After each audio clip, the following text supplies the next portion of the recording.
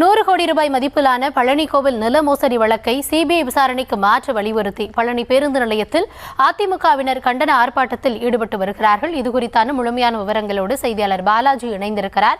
பாலாஜி, கூடுதல் விவரங்களை வழங்கலாம். கண்டிப்பாக பழனியில் பெரும் பரபரப்பையும் அதிர்வலையும் ஏற்படுத்திய 100 கோடி ரூபாய் மதிப்பிலான 1 ஏக்கர் 40 சென்ட் நிலமானது பெரும் பரபரப்பை ஏற்படுத்தியது. இந்த நிலம் முறைகேடாக பத்திரப்பதிவு செய்ததாக எழுதப்பட்ட புகாரின் அடிப்படையில் தற்போது சிபிசிஐடி விசாரணையானது நடைபெற்று வருகிறது. அனைவரையும் சட்டத்தில் நிறுத்த வேண்டும், கைது செய்ய வேண்டும் என வலியுறுத்தி இந்த வழக்கை சிபிசிஐடியிலிருந்து சிபிஐக்கு மாற்ற வேண்டும்.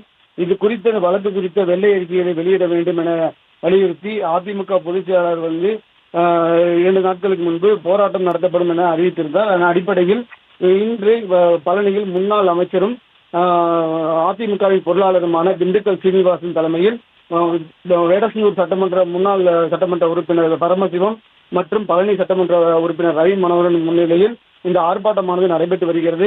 இந்த வழக்கில் பல்வேறு சந்தேகங்கள் இருப்பதால் விசாரணையை சிபிஐக்கு மாற்றி முழுமையான மற்றும் வெளிப்படையான விசாரணை நடத்த வேண்டும் என்றும் ஆர்ப்பாட்டத்தில் கோரிக்கையானது விடுக்கப்பட்டது. நில மோசடி தொடர்பான வழக்கில் குற்றம் சாட்டப்பட்டவர்கள் மீது கடுமையான நடவடிக்கை எடுக்க வேண்டும் என்றும் அறக்கட்டளைக்கு சொந்தமான நிலங்களை பாதுகாக்க அரசு உரிய நடவடிக்கைகளை மேற்கொள்ள வேண்டும் எனவும் அதிமுகவினர் வலியுறுத்தி ஆர்ப்பாட்டத்தில் ஈடுபட்டனர்.